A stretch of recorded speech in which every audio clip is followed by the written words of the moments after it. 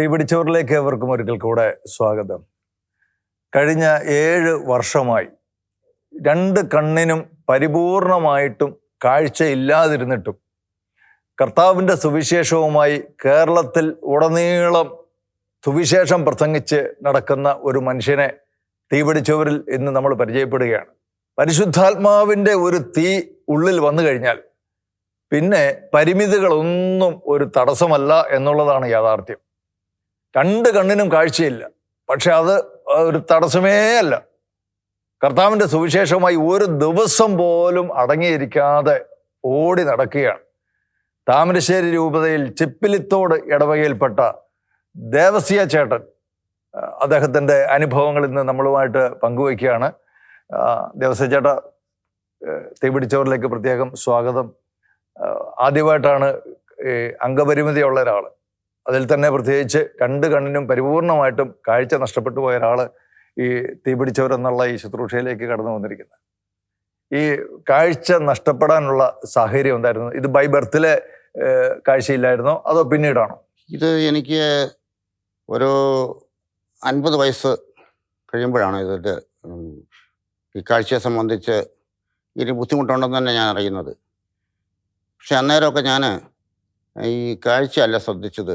കാരണം എന്നാന്ന് ചോദിച്ചു കഴിഞ്ഞാൽ, ഞാൻ കൂടുതലും ഈ ലോകത്തിൻ്റെ പിന്നാലെ പോയിട്ട് മദ്യപാനത്തിൻ്റെ അതിലൂടെ കടന്നു പോകുന്ന രീതിയാണ്. അപ്പം രാവിലെ തൊട്ട് വൈകുന്നേരം വരെ ഇങ്ങനെ മദ്യപിക്കും. അപ്പോൾ ഈ മദ്യപാനത്തിനിടയിലാവുന്നതുകൊണ്ട് ഇതിനെക്കുറിച്ച്, ഈ കണ്ണിനെക്കുറിച്ച് ശ്രദ്ധിക്കാൻ പറ്റാതെ വന്നുപോയി. ഈ കാഴ്ച അങ്ങനെ ഭാഗ്യമായി കുറഞ്ഞു വന്നുപോയിരുന്നു. പക്ഷെ ഞാനത് അങ്ങനെ അറിയുന്നില്ല. അതായത് മുമ്പ് കണ്ണിന് കാഴ്ച ഉണ്ടായിരുന്നു, കുഴപ്പമൊന്നും ഇല്ലായിരുന്നു? ആദ്യമേ പിന്നെ കുഴപ്പമൊന്നുമില്ല. ലോങ് സൈറ്റിൽ ഇച്ചിരി ബുദ്ധിമുട്ടുണ്ടായിരുന്നു, സാധാരണയൊക്കെ ഉള്ളതുപോലെ. ലോങ് സൈറ്റ് ബുദ്ധിമുട്ടുണ്ടായിരുന്നു ആദ്യം തന്നെ. അത് കഴിഞ്ഞതിന് ശേഷമാണ് ഈ കാഴ്ച ഇങ്ങനെ നഷ്ടപ്പെട്ടു പോയിട്ട്, ഇപ്പോൾ പരിപൂർണമായിട്ട് നഷ്ടപ്പെട്ടു പോയിട്ട് ഇപ്പോൾ 7 വർഷം കഴിഞ്ഞു. ഈ യഥാർത്ഥത്തിൽ ഈ വർഷങ്ങളിലെല്ലാം ഞാൻ ഈ മദ്യപാനത്തിലൂടെ കടന്നു പോകുന്നതുകൊണ്ട്, അത് ഞാൻ പറഞ്ഞല്ലോ, ഈ മദ്യപാനത്തിൻ്റെ ഇടയിലൂടെ കടന്നു പോയിട്ട് നമുക്ക് നമ്മളെ തന്നെ ശ്രദ്ധിക്കാൻ പറ്റാതെ പോകുന്ന അവസരങ്ങളാണ്. കാരണം മദ്യം എന്ന് പറഞ്ഞാൽ തന്നെ നമ്മളെ വിഴുങ്ങുകയാണ്. അത്രമാത്രം കടുത്ത മദ്യപാനത്തിന് അടിമയായിരുന്നു. അതെ. കാരണം എന്താണെന്ന് വെച്ച് കഴിഞ്ഞാൽ, രാവിലെ തൊട്ട് വൈകുന്നേരം വരെ കുടിക്കും, വൈകിട്ട് വീണ്ടും കുടിക്കും. കാരണം ഇങ്ങനെ പറയുന്നുണ്ട്, യെശയ്യാപ്രവാചകന്റെ പുസ്തകത്തിൽ അതിൻ്റെ 5:11 ഇപ്രകാരം പറയുന്നുണ്ട്: അതിരാവിലെ ഉണരുകയും മദ്യത്തിൻ്റെ പിന്നാലെ ഓടുകയും രാത്രിയുടെ യാമങ്ങളിൽ ഉറക്കമുളച്ചിരുന്ന് വീഞ്ഞു കുടിച്ച് മദ്യരാകുന്നതിന് ദുരിതം എന്ന് പറയുന്ന ഈ ദുരിതമാണ് അവസാനം വരെ എന്നെ പിടികൂടിയിരുന്നത്. ഞാനത് ആദ്യമൊന്നും അറിഞ്ഞിരുന്നില്ല, അവസാനമാണത് ഇത് ദുരിതമാണല്ലോ എന്ന് മനസ്സിലാക്കാൻ സാധിച്ചു. ഈ മദ്യപാനം വളരെ ചെറുപ്പത്തിൽ തുടങ്ങിയതാണോ? മദ്യപാനം എനിക്ക് ആദ്യമേ തന്നെ, ഞാൻ കല്യാണം കഴിക്കുന്നതിന് മുമ്പ് തന്നെ മദ്യപാനത്തിലേക്ക് കള്ള് എന്ന് പറയുന്നൊരു തുടങ്ങി. കള്ള് തുടങ്ങിക്കഴിഞ്ഞപ്പോൾ കുറച്ച് കഴിഞ്ഞപ്പം തോന്നിയോ ഇത് ഒരു സുഖമില്ലല്ലോ, പോരാ. അപ്പം വേറെ കൂട്ടുകാരൊക്കെ ഉണ്ട്, കള്ള് കുടിക്കാനും കൂട്ടുകാരുണ്ട്. അപ്പം അന്നേരം ഈ ചാരായത്തിലേക്ക് വന്നു. എന്നൊക്കെ ചാരായമുണ്ട്. ഇപ്പോൾ ചാരായത്തിലേക്ക് പോകുന്ന ഒരു കാലഘട്ടങ്ങളിലേക്ക് വന്നു. ചാരായം രാവിലെ തൊട്ട് ഇങ്ങനെ കുടിച്ച് കുറച്ച് കഴിഞ്ഞപ്പോൾ ആണ് ബ്രാൻഡിയിലേക്ക് തുടങ്ങുന്നത്.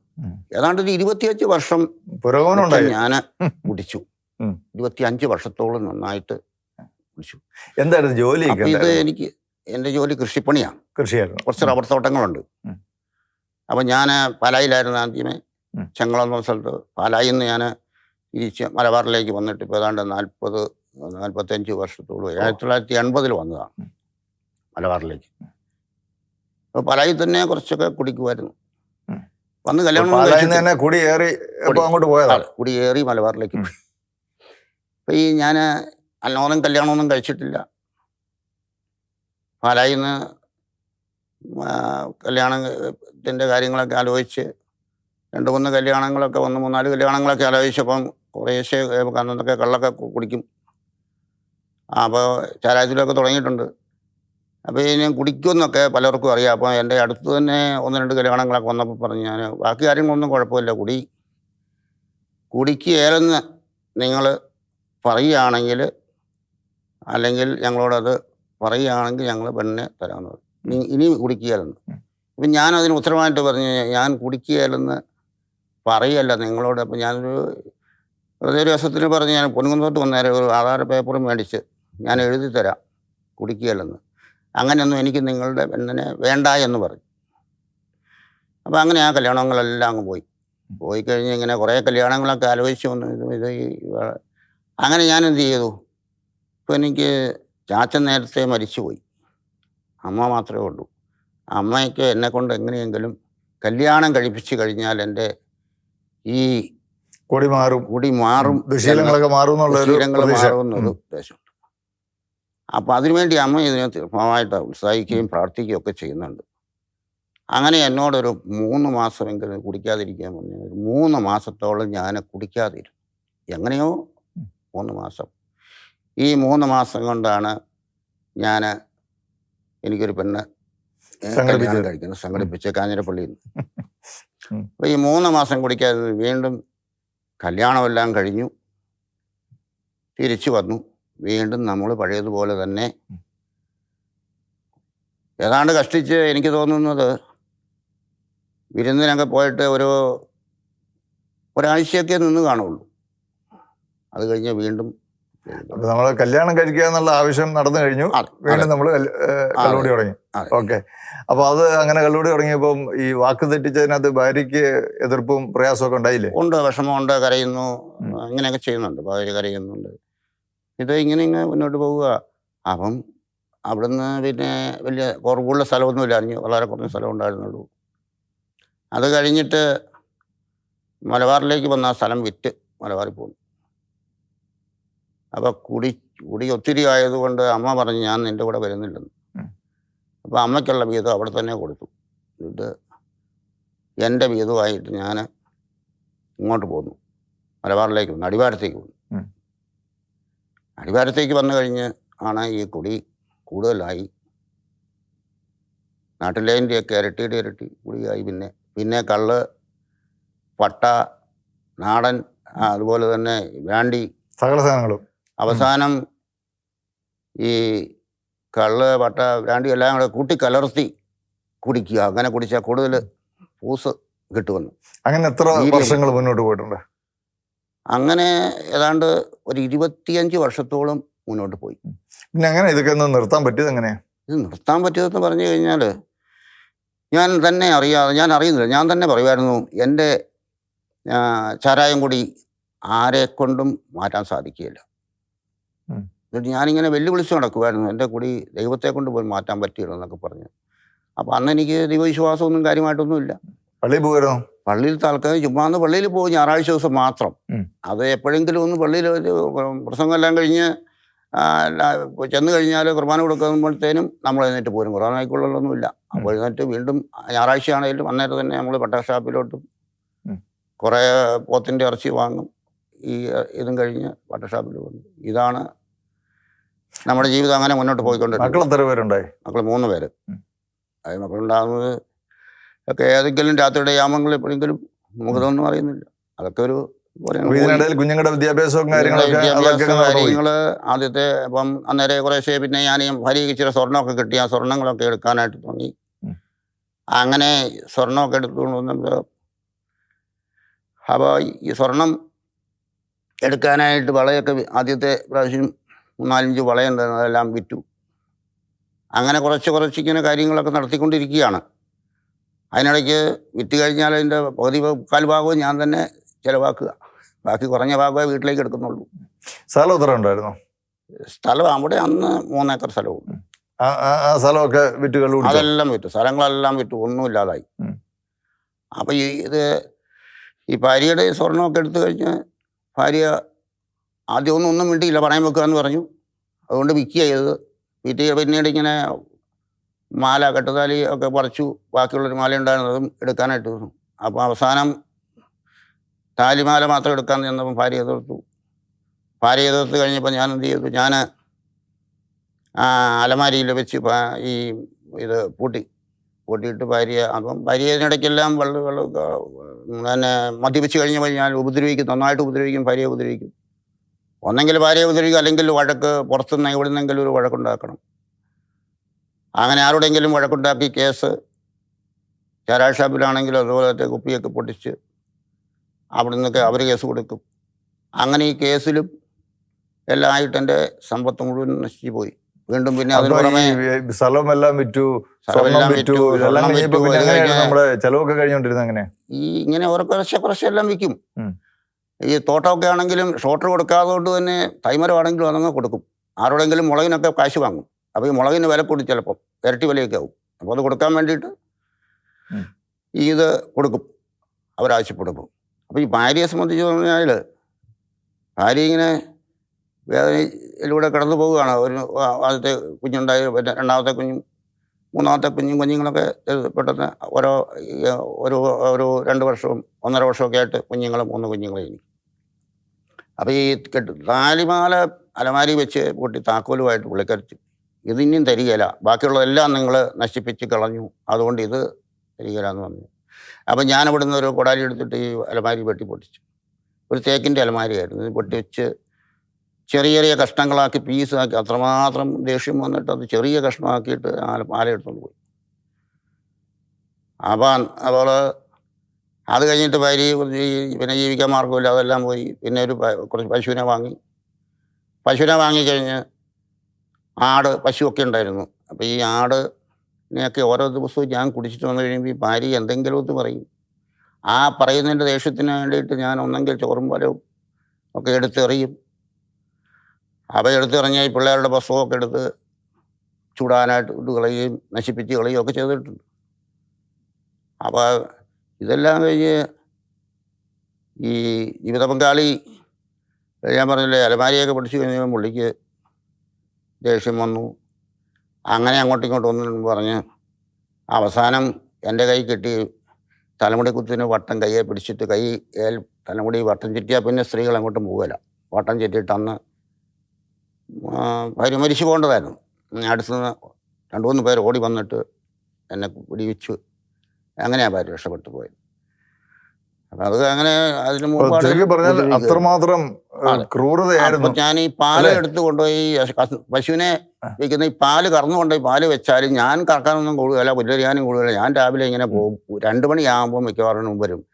ചില ദിവസം ഈ പാല് വരുമ്പോഴേ എടുത്തു കൊണ്ടുപോയി ചാണകക്കുഴിക്കകത്തേക്ക് ഒഴിക്കും. കാര്യം ചിലവ് വഴി കിട്ടാനൊന്നും വേറെ മാർഗമൊന്നുമില്ല. നമ്മളതൊന്നും അറിയില്ല. മദ്യമല്ലേ വയറ്റിൽ കിടക്കുന്ന നിറച്ച് പറഞ്ഞാൽ പിശാചാണ് ഈ മദ്യം എന്ന് പറയുന്നത്. പിശാച് എൻ്റെ കൂടെ ഉണ്ടായിരുന്നു എന്ന്. പിശാചാണ് ഇതെല്ലാം ചെയ്യിപ്പിക്കുന്നത്. മദ്യം കഴിച്ചു കഴിച്ചപ്പോൾ പിന്നെ പിശാചാണ്. പിന്നെ എന്നാ ഇതൊക്കെ ഒന്ന് മാറണം, എനിക്കൊന്ന് എൻ്റെ ജീവിതത്തിൽ ഒരു മാറ്റം ഉണ്ടാകണം എന്നൊക്കെ ഒരു തോന്നൽ വരാനുള്ള കാരണം എന്താ? അങ്ങനെ ഒരു തോന്നലും എനിക്ക് വന്നിട്ടില്ല.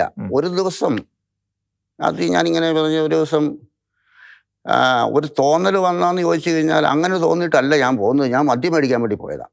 അതായത് രാത്രി 12 മണി കഴിഞ്ഞാൽ നമുക്ക് മദ്യം കിട്ടും. കാരണം എനിക്കറിയാവുന്ന വീടുകളുണ്ട്. വീടുകളിൽ ഈ മാങ്കുരുണി എന്ന് പറഞ്ഞ സാധനമുണ്ട്. അവിടെ ഈ മാങ്കുരുണി വെച്ച് രാത്രി കടയെല്ലാം അടക്കിച്ച് കഴിഞ്ഞാൽ മാങ്കുരുണി വാങ്ങാൻ വേണ്ടി അടിവാരത്തേക്ക് പോകുന്നതാണ്. ആ പോയ ഒരൊറ്റ ഷർട്ടും കൊണ്ട് ഇട്ട് പോവുക. മദ്യപാനി കീറത്തുണി കൊടുക്കുമെന്ന് പറഞ്ഞിട്ടുണ്ടെങ്കിൽ എൻ്റെ അടുത്ത് കീറത്തുണി മാത്രമാണുള്ളൂ. കീറത്തുണിയാണ്. മദ്യപാനി കീറത്തുണി കൊടുക്കുന്ന ദൈവത്തിൻ്റെ വചനമുണ്ട്. മദ്യം കലഹം ഉണ്ടാക്കുന്നതിനാണെന്ന് ദൈവത്തിൻ്റെ വചനമുണ്ട്. അപ്പോൾ ഈ മദ്യപാനി ഈ തുണി ഒറ്റ തുണി കൊടുത്തോണ്ടാണ് ഞാൻ ഡിവൈനിൽ വരുന്നത്. അവിടെ നിന്നൊരു കൈലി വാങ്ങി ഈ തുണി അലക്കിയിടും. 20 രൂപയെ കണ്ടു കൊടുത്തൊരു കൈലി വാങ്ങി അന്നത്തെ കാലത്ത്. ഈ ഡിവൈന് ധ്യാനത്തിന് പോകാനായിട്ട് ആരെങ്കിലും പ്രേരിപ്പിച്ച് തള്ളിവിട്ടതാണോ? അല്ല, ആദ്യം ഇങ്ങനെ ഒരു 5-8 കൊല്ലം മുമ്പ് ഞാനൊന്ന് പോയായിരുന്നു. പക്ഷെ അതേറ്റില്ല. ആ വന്നു കഴിഞ്ഞപ്പോഴത്തേനും അതിൻ്റെ ഇരട്ടിയായി പോയി. പിന്നെ രണ്ടാമത് വീണ്ടും ധ്യാനത്തിന് പോകാനുള്ള കാരണം എന്താ? അതെ, രണ്ടാമത് പോകുക എന്ന് പറയുന്നത് അത് യാതൊരു വിവരവുമില്ല അതേക്കുറിച്ച്. പോയത് എങ്ങനെ പോയിന്ന്, ആര് കൊണ്ടുപോയെന്നൊന്നും അറിയത്തില്ല. ഈശോ കൊണ്ടുപോയെന്ന് മാത്രം നമുക്ക് ഓർമ്മയില്ല. ദൈവം കൊണ്ടുപോയെന്ന് മാത്രം. ഞാൻ മദ്യം വാങ്ങാൻ പോയതാ. അത് 1997 ജൂലൈ 28 ഓക്കെ. ആ ധ്യാനത്തിനിടയിൽ എന്താ സംഭവിച്ചത്? ഈ പെട്ടെന്ന് ഇത്രമാത്രം അതിഭീകരമായ ഈ മദ്യപാനമൊക്കെ നിന്ന് പോകാനായിട്ട് ഈ ധ്യാനത്തിനിടയിൽ എന്താ സംഭവിച്ചത്? അതായത് ആദ്യത്തെ ധ്യാനം കഴിഞ്ഞപ്പോൾ കൗൺസിലിങ്ങിന് എന്നോട് പറഞ്ഞു, നിങ്ങൾ ദേവസച്ചേട്ടൻ ഒരു ധ്യാനം കൂടെ കൂടണമെന്നാണ് കർത്താവ് ആവശ്യപ്പെടുന്നതെന്ന് പറഞ്ഞു. അപ്പം ഞാൻ ഈ രണ്ടാമത്തെ ധ്യാനം കൂടണമെന്ന് പറഞ്ഞു. ഞാൻ പറഞ്ഞു എൻ്റെ ഈ പൈസ ഒന്നും കൊടുക്കണ്ട, നിങ്ങളൊരു ധ്യാനം കൂടെ കൊടുക്കും, അവിടെ അച്ഛനോട് പറഞ്ഞാൽ മതി എന്ന് പറഞ്ഞു. എൻ്റെ വനക്കൽ അച്ഛനോട് പറഞ്ഞു. അങ്ങനെ ഒരു ധ്യാനത്തിനും കൂടി അവിടെ ഇരുന്നു. അപ്പം ഞാനിങ്ങനെ എവിടെയെങ്കിലും പോയിട്ടുണ്ടെങ്കിൽ വീട്ടിലൊന്നും പോകണില്ല. അന്ന് ഫോണ് വിളിക്കാൻ പറ്റുന്ന ട്രങ്കൊക്കെ ബുക്ക് ചെയ്തൊക്കെ പറ്റുള്ളൂ. ഞാനൊരു എഴുത്തെഴുതിയിട്ടു. വീട്ടുകാരോടത്തേക്കുന്ന ഞാൻ എവിടെയോ കുടിച്ച് തീർന്നു പോയി എന്നാണ് വീട്ടുകാർ ഓർക്കുന്നത്. തീർന്നു പോയാൽ അത്ര ആട്ടെന്ന് കണക്ക് കൂട്ടും. കാരണം എന്താണെന്ന് വെച്ചാൽ എൻ്റെ അത്രമാത്രം ശല്യമായിരുന്നു വീട്ടിൽ വന്നിട്ട്. ഞാൻ വൈകുന്നേരം വന്നിട്ട് തെങ്ങക്കറി കരിക്കിടും. ചോറും കാലം എല്ലാം എടുത്ത് കൊണ്ടുപോയി കളയും. എടുത്ത് കരിക്കിട്ട് ഞാൻ കുടിക്കും. ഓക്കെ. ഈ രണ്ടാമത്തെ ധ്യാനത്തിൽ പങ്കെടുക്കുമ്പോൾ ആ സമയത്ത് എന്തെങ്കിലും പ്രത്യേകിച്ച് അനുഭവമോ ബോധ്യങ്ങളോ എല്ലാം കിട്ടിയോ? രണ്ടാമത്തെ ധ്യാനത്തിൽ പങ്കെടുക്കുമ്പോഴാണ് നമുക്ക് അതായത് എനിക്ക് തോന്നുന്നൊരു 10 അടിയെങ്കിലും ഏറ്റവും കുറഞ്ഞത് പൊക്കമുള്ള ഒരു മനുഷ്യൻ, ഒരു വെള്ള ഉടുപ്പിട്ട ഒരു മനുഷ്യൻ, അതിസുന്ദരമായ ഒരു മനുഷ്യനാണ്. ഈ മനുഷ്യൻ്റെ കൈയുടെ നീളം എന്ന് പറഞ്ഞാൽ നമ്മുടെ കൈയുടെയൊക്കെ ഒരു 3-4 ഇരട്ടി ഉണ്ടെന്ന് എനിക്ക് തോന്നുന്നു. ഈ കൈയുടെ ഒരു വിരലാണ് എന്നിലേക്ക് വന്ന് നീണ്ടു വരുന്നത്. അത് അതികഠിനമായ എന്ന് പറഞ്ഞാൽ ഈ സൂര്യന് ഇപ്പോൾ കാണുന്ന സൂര്യൻ്റെയൊക്കെ 10 ഇരട്ടിയുള്ള സൂര്യൻ്റെ പ്രകാശത്തിൽ ഈ കൈ ഇങ്ങനെ ഈ പ്രകാശത്തിലൂടെ കൈ വന്നിട്ട് ഇങ്ങനെ എൻ്റെ ഇങ്ങനെ തൊടുകയാണ്, ഇങ്ങനെ തൊടുക. അപ്പം ഇങ്ങനെ ഈ കൈയുടെ വിരലിന് തന്നെ നമ്മുടെ കൈയുടെ നീളമുണ്ട്. അത്രയ്ക്ക്. അപ്പം ഞാൻ പേടിച്ചു പോയി. പേടിച്ചെന്ന് പറഞ്ഞാൽ തൊട്ട് കഴിഞ്ഞപ്പോൾ എനിക്കെൻ്റെ ശരീരത്തിൽ എന്തോ ഒരു പെട്ടെന്നൊരു മാറ്റം എനിക്ക് തന്നെ ഉണ്ടായി എന്ന് എനിക്ക് തന്നെ അറിയാൻ പറ്റും. കാരണം എന്താണെന്ന് വെച്ചാൽ ഞാൻ ഇരുന്ന് സ്തുതിച്ചുകൊണ്ടിരുന്നപ്പോൾ ആണ് ഇത് സംഭവിക്കുന്നത്. ഞാൻ നേരെ നിലത്തേക്ക് ഇരുന്ന് പോയി. ഇരുന്നിട്ട് അവിടെ അവിടെ കിടന്ന് ഉറക്കെ നിലവിളിച്ച് കരയുന്നതായിട്ട് പറയുന്നുണ്ട്. അപ്പം ഈ തൊട്ടത് ഈശോയാണ് തൊട്ടത്. ഈശോയെ തൊട്ടു. അന്നേരം അറിയാൻ പറ്റും ഈശോയെ തൊട്ടെന്ന് കൃത്യമായിട്ട് അറിയാൻ പറ്റും. കാരണം പ്രകാശത്തിലാണ്. പ്രകാശം നമുക്ക് അന്നൊക്കെ കാഴ്ചയുണ്ടല്ലോ.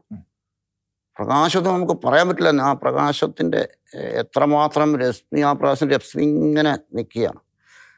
അതിൽ നിന്നാണ് ഈ കൈ വന്നിട്ട്. പിന്നീട് എന്താ സംഭവിച്ചത്? പിന്നീട് ഞാൻ ധ്യാനം കഴിഞ്ഞ് ഞാൻ വീട്ടിലേക്ക് ചെന്ന് ഞാൻ ഒത്തിരി വൈദികരോടൊക്കെ തെറി പറയുകയും വൈദികരെ തല തുടങ്ങുകയൊക്കെ ചെയ്തിട്ടുണ്ടായിരുന്നു. കൊറോണ പിടിക്കുകയൊക്കെ ചെയ്തിട്ടുണ്ടായിരുന്നു. ആദ്യമേ ചെയ്ത വൈദികരുടെ അടുത്തേക്ക് പോയി കാലയെ കെട്ടിപ്പിടിച്ച് ക്ഷമ ചോദിച്ചു. എൻ്റെ ജീവിത പങ്കാളിയോട് കാല് പിടിച്ച് ക്ഷമ ചോദിച്ചു. എൻ്റെ അയൽവക്കത്തുണ്ടായിരുന്നവരോട് ഞാൻ വഴക്കുണ്ടാക്കിയ എല്ലാവരോടും പോയിട്ട് ക്ഷമ ചോദിക്കുക ചെയ്തത് ആദ്യത്തെ. അപ്പോൾ എല്ലാവരും ഒത്തിരി പേര് എന്നോട് വൈരാഗ്യം ഉണ്ടായിരുന്നു. കാരണം എന്താണെന്ന് വെച്ചാൽ വൈരാഗ്യം എന്ന് പറഞ്ഞാൽ എൻ്റെ പ്രവൃത്തി അമാതിരിയുള്ള പ്രവൃത്തിയായിരുന്നു. കാരണം അവർക്ക് എന്ത് പറഞ്ഞു? ഇത് പുതിയ അടവാണെന്ന് വല്ലതും പറഞ്ഞോ അതോ ആത്മാർത്ഥമായിട്ടുള്ളതാണെന്ന് അവർക്ക് മനസ്സിലായി? കുറച്ച് പേരെല്ലാം അങ്ങനെ വളരെ ആത്മാർത്ഥമായിട്ട് തന്നെ അതിനെ സ്വീകരിച്ചു. ജീവിത പങ്കാളിക്കൊക്കെ പിന്നെയും സംശയം ഉണ്ടായിരുന്നു. കാരണം എന്ന് വെച്ച് കഴിഞ്ഞാൽ അത്രമാത്രം അതെ. ഞാനിങ്ങനെ ഈ പറയുന്ന മദ്യപിച്ച് കഴിയുമ്പം എന്തെല്ലാവാ ചെയ്യുന്നത് എന്ന് ചോദിച്ചാൽ കോഴിയെ കൂട്ടി കിടക്കുന്ന കോഴിയെ പിടിച്ച് കൊല്ലുന്നു, ആടിനെ എടുത്ത് ഒറ്റയടി, കാലെ പിടിച്ചിട്ട് ഒറ്റയടി, ആ വലിയ ആടുകളൊക്കെ എന്നിട്ട് അതിനെ മണ്ണെണ്ണ ഒഴിച്ചുകൊണ്ട് കുഴിച്ചിടും. ആരും തിന്നരുത്, വീട്ടുകാരും തിന്നരുത്. കോഴിയാണേലും അതെ, ആട്ടിനെ കൊന്നാലും ശരി, മണ്ണെണ്ണ ഒഴിച്ചുകൊണ്ട് കുടിച്ചിടും. ഞാൻ തന്നെ മണ്ണെണ്ണ കുടിച്ചു. ഞാൻ മരിക്കണം എന്നോർത്തിട്ട് മണ്ണെണ്ണ. ഇതിലേക്ക് വരാം. അപ്പൊ ഈ ധ്യാനം കഴിഞ്ഞപ്പോ ഈ കുടിക്കാനായിട്ട് പിന്നെ പ്രേരണ വല്ലതും തോന്നിയോ ആ ദിവസങ്ങളിലൊക്കെ? പിന്നീടൊന്നും ഒരു പ്രേരണയും തോന്നിയിട്ടില്ല. അതായത് മുറുക്കുണ്ട്, ഞാൻ നല്ലവണ്ണം മുറുക്കുമായിരുന്നു, സിഗരറ്റ് വലി ഉണ്ടായിരുന്നു. ഇതെല്ലാം കംപ്ലീറ്റ് ഒന്നുമില്ല. പിന്നെ ഒന്നിനോട് ഒരാസക്തി അന്ന് തൊട്ട് ഇന്ന് വരെ തോന്നിയിട്ടില്ല. അതായത് ഇപ്പൊ കാലം മൊത്തം ഉണ്ടായിരുന്ന ഈ അതിഭീകരമായ മദ്യപാനവും അതിനോട് അനുബന്ധിച്ചുള്ള മറ്റ് ഈ ക്രൂരത നിറഞ്ഞ സ്വഭാവവും ഇതെല്ലാം ഒറ്റയടിക്ക് അങ്ങ് മാറുവാണ്. ഇത് എല്ലാം ഒറ്റയടിക്കാൻ ഒരൊറ്റ ധ്യാനത്തിലൂടെ കംപ്ലീറ്റ് എടുത്തു കളയും. അതെങ്ങനെ സാധ്യമായെന്ന് അവസാനിപ്പിച്ചാണ് മനസ്സിലാക്കുന്നത്? എങ്ങനെ ഇതെല്ലാം ഈ ഒറ്റയടിക്ക് മാറാനായിട്ടുള്ള കാരണം ദൈവം എടുത്ത് മാറ്റി എന്നുള്ള. ഈശോ എടുത്ത് മാറ്റി. ഈശോ എടുത്ത് മാറ്റുക ഇത്. അതല്ലെങ്കിൽ കാരണം എന്ന് വെച്ചാൽ എന്നോട് അനേകം പേര് വന്നിട്ട് മദ്യപാനത്തിലൂടെ പോകുന്നവർ ഒത്തിരി മറ്റുള്ള മാർഗങ്ങളൊക്കെ സ്വീകരിച്ചു. ധ്യാനം കൂടി ഒന്നും സാധിക്കാത്ത അനവധി പേര് എന്ന് പറയുന്നുണ്ട്. പിന്നീട് ഞാൻ അനേകം മദ്യപാനികളെ പല സ്ഥലങ്ങളിലും കൊണ്ടുവന്ന് ഡിബയിലും പാലക്കാടും ഒക്കെ കൊണ്ടുപോയി. ഈ മദ്യപാനം എല്ലാം നിർത്തി വന്നപ്പോൾ വീട്ടിൽ ഭയങ്കര സന്തോഷമായി കാണും. അതെ, ഭയങ്കര സന്തോഷമാണ്. ഇപ്പം വളരെ സന്തോഷമായിട്ട് ജീവിക്കുന്നു. ഭാര്യയുടെ ഒക്കെ പ്രതികരണം എങ്ങനെയായിരുന്നു ഈ മദ്യപാനമൊക്കെ നിർത്തി കഴിഞ്ഞപ്പോൾ? മക്കളുടെയൊക്കെ കഴിഞ്ഞപ്പോഴും മക്കളും ഭാര്യയൊക്കെ നല്ല സമീപനമാണ്, നന്നായിട്ടപ്പം എൻ്റെ കയ്യിൽ ആ തെറ്റൊന്നും എനിക്ക് ബോധ്യം വന്നു. ഈ തെറ്റ് മുഴുവനും എൻ്റെ കയ്യിലായിരുന്നു. പക്ഷെ അങ്ങനെയല്ല. ആദ്യം ഞാൻ മദ്യപിച്ചുകൊണ്ടിരിക്കുമ്പോൾ എല്ലാ തെറ്റും ഭാര്യയുടെ കയ്യിലാണ് എന്നാണ് ഞാൻ മദ്യപിച്ചുകൊണ്ടിരിക്കുമ്പോൾ നമുക്ക് നോക്കുന്നെങ്കിൽ നേരെ അതിൻ്റെ എതിരായിട്ട് എനിക്ക് തോന്നുന്നത് അതാണ് ശരിക്കും പരിശുദ്ധാത്മാവിന്റെ പ്രവർത്തനമായിട്ട് നമ്മൾ തിരിച്ചറിയുന്നത് അല്ലേ? അതായത് എന്റെ ഭാഗത്താണ് മുഴുവൻ തെറ്റ്. അതുകൊണ്ടാണ് ഞാൻ കംപ്ലീറ്റ് ആരെ പരിചയത്തിലുള്ള എല്ലാവരോടും ക്ഷമ ചോദിക്കുന്നത് കൊണ്ടാണ്. എൻ്റെ ഒരു അമ്മാവൻ അച്ഛനുണ്ടായിരുന്നു, വേറെ പള്ളി വികാരി അച്ഛനുണ്ടായിരുന്നു. അവരുടെ എല്ലാം അവരെല്ലാം തുടങ്ങുകയും പിടിക്കുകയും പിന്നെ ഈ മദ്യപിച്ചിട്ട് എല്ലാം ചെയ്യുന്നു. അപ്പൊ ആ കാലങ്ങളിലൊക്കെ ഈ കുടിച്ച് ഈ സ്ഥലവും എല്ലാം നശിപ്പിച്ചത് കാരണം ഈ സാമ്പത്തികമായിട്ട് നല്ല ഞെരുക്കമായിരുന്നായിരിക്കുമല്ലോ. അപ്പൊ ധ്യാനം കഴിഞ്ഞു കഴിഞ്ഞപ്പോ പിന്നെ എങ്ങനെയാ ഇതൊക്കെ ഒന്ന് മെയിൻറ്റെയിൻ ചെയ്തു പോയത്? ധ്യാനം കഴിഞ്ഞു കഴിയുമ്പോൾ എനിക്ക് അവിടെ നിന്ന് ഒക്കെ കുറച്ച് എൻ്റെ പെങ്ങളുണ്ട് ജർമ്മനിയിൽ. അവർ 10-50 വർഷമായിട്ട് ജർമ്മനിയിലാണ്. അവർ ധ്യാനത്തിന് മുമ്പ് എനിക്ക് ആദ്യം കുറച്ച് പൈസ തന്നു. എല്ലാം ഞാനിങ്ങനെ തീർച്ചകൊണ്ട് എനിക്ക് പിന്നെ ഒരു പൈസ തന്നില്ല. 10-25 വർഷമായിട്ട് ഒന്നും തരികയില്ലായിരുന്നു, സംസാരിക്കുക പോലും ഇല്ലായിരുന്നു. അപ്പം ആ കാലഘട്ടങ്ങളിൽ അങ്ങനെ സംസാരിക്കാതിരുന്ന പെങ്ങള് ഞാൻ ഈ ധ്യാനമൊക്കെ കൂടി നവീനത്തിലേക്ക് വന്നിട്ട് എൻ്റെ ഈ മദ്യപാനം നിർത്തിയെന്ന് അവർക്ക് ബോധ്യം വന്നതുകൊണ്ട് അവർ കുറച്ച് സഹായിച്ചു. ആ സഹായത്തിലൂടെ കുറച്ച് മുന്നോട്ട് പോയി. അപ്പം മക്കളെയാണ് പഠിപ്പിക്കുവാനും ഒക്കെ ആയിട്ട് പിന്നെ നമ്മുടെ ബോംബെയിൽ സെൻറ്റ് പോളിൽ വിട്ട് പഠിപ്പിച്ചു. അങ്ങനെ സെൻറ്റ് പോളിലൊരു ബ്രദർ ഉണ്ടായിരുന്നു എനിക്ക്. അപ്പം അവിടെ വിട്ടൂരും അങ്ങനെ പഠിപ്പിച്ചു. മറ്റേ പെണ്ണ് ബാംഗ്ലൂർ സെൻറ്റ് ജോൺസിൽ മെഡിക്കൽ കോളേജിൽ കിട്ടി. അവിടുന്ന് അങ്ങനെയെല്ലാം പലരുടെ ഭാഗത്തുനിന്നും സഹായങ്ങൾ എനിക്ക് കിട്ടിക്കൊണ്ടിരുന്നത്. കാരണം എന്താ വെച്ചാൽ അതെല്ലാം നമ്മൾ ഈ മദ്യപാനം നിർത്തി കഴിഞ്ഞപ്പോൾ ദൈവം അനേകം സഹായികളെ നമ്മളിലേക്ക് അയച്ചു എന്ന് വേണം ഒറ്റ വാക്കിൽ പറഞ്ഞാൽ. ഈ നേരത്തെ എനിക്ക് സഹായം തരാത്ത ഇരുന്നവർ പോലും എന്നെ വളരെ സഹായിച്ചു. അവരെല്ലാം വളരെ മനസ്സറിഞ്ഞ് കണ്ടറിഞ്ഞ് സഹായിക്കാൻ തുടങ്ങി, കുടുംബക്കാരും ഒക്കെ. പിന്നീട് ഈ സുവിശേഷം പ്രസംഗിക്കണമെന്ന് എങ്ങനെയാ തോന്നി തുടങ്ങിയത്? സുവിശേഷം പ്രസംഗിക്കണമെന്ന് പറഞ്ഞാൽ ഞാൻ ഇങ്ങനെ ഈ സുവിശേഷം മധ്യസ്ഥ പ്രാർത്ഥനയ്ക്ക് പോകുമായിരുന്നു.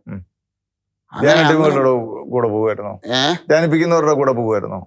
അല്ല, സുവിശേഷം പ്രസംഗിക്കണമെന്ന് നമ്മൾ ഒന്ന് സാധാരണ നമുക്ക് ഈ പിന്നെ ഈ മധ്യസ്ഥ പ്രാർത്ഥനയ്ക്ക് പോകുന്ന കൂടത്തിൽ നമ്മുടെ ഈ രാജു എന്ന് പറഞ്ഞിട്ടുണ്ടായിരുന്നു. രാജു ഇങ്ങനെ പറഞ്ഞു നമുക്കൊരു ദിവസം പോകാമെന്ന് പറഞ്ഞ് അങ്ങനെ രാജു വിളിച്ചിട്ട്, രാജുവിൻ്റെ കൂടെയാണ് ഞാൻ ആദ്യം പോകുന്നത്. ഞങ്ങളുടെ അവിടെയുള്ള ഒരു സുവിശേഷം പറയുന്നൊരു പുള്ളിയുടെ ആദ്യം പോകുന്നു ഇറങ്ങുന്നത്. അത് കഴിഞ്ഞിട്ടാണ് ഈ അബ്സപ്പച്ചൻ ബ്രദറിൻ്റെ കൂടെ അങ്ങനെ പോകുന്നത്. നമ്മുടെ ഈ ഇവിടെയുള്ള അബ്സപ്പഞ്ഞാണ് ചെറുനരം അബ്സപ്പഞ്ഞാറിൻ്റെ കൂടെ പോകുന്നത്. അപ്പൊ ഇതിങ്ങനെയാണ് സുവിശേഷ വേലയ്ക്ക് വേണ്ടി നമ്മൾ ഇറങ്ങുന്നത്. ആദ്യം ഒന്നും സംസാരിക്കാൻ പറ്റില്ലായിരുന്നു. ഒരു 10 മിനിറ്റോ അല്ലെങ്കിൽ അനുഭവങ്ങളൊക്കെ പറയായിരുന്നു. അത് കഴിഞ്ഞിട്ടാണ് പിന്നെ നമ്മൾ സുവിശേഷത്തിലേക്ക് കടന്നു വരുന്നതും. ഇപ്പോൾ ഏതാണ്ട് ഒരു 1000 സ്ഥലങ്ങളിൽ നമ്മൾ തെരുവിൽ വചനം പറഞ്ഞിട്ടുണ്ട്. പല മീഡിയയിൽ കൂടെ വചനം കൊടുക്കുന്നുണ്ട്. അപ്പോൾ ഇപ്പോഴത്തെ അങ്ങനെയാണ്. പിന്നീട് ഈ കണ്ണിന് കാഴ്ച പോയത് എങ്ങനെയാ? ഈ ആദ്യ നാളുകളിലൊക്കെ ധ്യാനം കൂടിയ ആദ്യ നാളുകളിലൊക്കെ കാഴ്ച ഉണ്ടായിരുന്നല്ലോ. പിന്നീട് ഈ പൂർണ്ണമായിട്ടും ഈ കാഴ്ച നഷ്ടപ്പെട്ടിട്ട് 7 വർഷമായി കംപ്ലീറ്റ് ഒന്നുമില്ല, വെളിച്ചം കിടക്കുന്നില്ല, വെളിച്ചം പോലും ഇല്ല. 7 വർഷം കഴിഞ്ഞു. 7 വർഷം കഴിഞ്ഞപ്പോ അപ്പൊ ഈ കണ്ണിന് കാഴ്ചയില്ലാതെ എങ്ങനെയാണ് നമ്മൾ പല സ്ഥലങ്ങളിൽ പോയി ഈ വചനം പറയാനായിട്ട് പോകാൻ പറ്റുന്നത്? എങ്ങനെയാ? അതിപ്പോ രാവിലെ ഞാൻ മിക്കവാറും എവിടെയെങ്കിലും അച്ഛൻ്റെ കൈവെപ്പ് പ്രാർത്ഥന വാങ്ങും കുർബാനയ്ക്ക് പോകുമ്പോൾ, അല്ലെങ്കിൽ ആരാധന മുമ്പിൽ കുറച്ച് സമയം ഇരിക്കും. ഇത് കഴിഞ്ഞതിന് ശേഷമാണ് നമ്മൾ 9:30 ആകുമ്പോൾ വഴിയിലിറങ്ങുന്നത്. ആരെങ്കിലും സഹായിക്കാൻ കൂടെ ഉണ്ടാവും? ആരെങ്കിലും ഒരാൾ സഹായിക്കാനായിട്ടുണ്ടാവും. ഈ ഒരാൾ സഹായിക്കാനുണ്ടെങ്കിലും മതി, നമ്മളിങ്ങനെ കേരളത്തിൽ എവിടെ വേണമെങ്കിലും പോകും. തന്നെ യാത്ര ചെയ്യാനാണെങ്കിലും ഇപ്പം നമ്മൾ സാധാരണഗതിയിൽ തെരുവോരങ്ങളിൽ ചെന്നിട്ട് ഒരു പോസ്റ്റയിലൊക്കെയാണ് ഇത് കെട്ടിവെക്കുന്നത്. അപ്പോൾ ഈ പോസ്റ്റൊക്കെ ഇന്നടത്താണെന്ന് കാണിച്ചു തരണം, അത് മതി. സ്റ്റാൻഡിലൊക്കെ ചെന്നപ്പം ചിലപ്പോൾ മിക്കവാറും പോസ്റ്റിലൊക്കെ കെട്ടിവെക്കും. പോസ്റ്റിൽ മൈക്ക് കെട്ടി വെച്ചിട്ടാണ്. അപ്പോൾ ഈ രാവിലെ തൊട്ട് വൈകുന്നേരം വരെ ചിലപ്പോൾ കൂടെയുള്ളവർക്ക് സംസാരിക്കാൻ പറ്റിയാലാത്തവരായിരിക്കും. അവിടെ വചനോത്സവം കൊടുക്കും. അപ്പോൾ അന്നേരം രാവിലെ തൊട്ട് വൈകുന്നേരം വരെ മിക്കവാറും ഞാൻ തന്നെ അങ്ങ് എടുക്കും. പരിപൂർണമായിട്ട് നഷ്ടപ്പെട്ടു പോകാനുള്ള സാഹചര്യം എന്തായിരുന്നു? സാഹചര്യം എന്ന് പറയുന്നത് ഈ ഗ്ലോക്കോമ എന്ന് പറയുന്നൊരു രോഗമാണ്.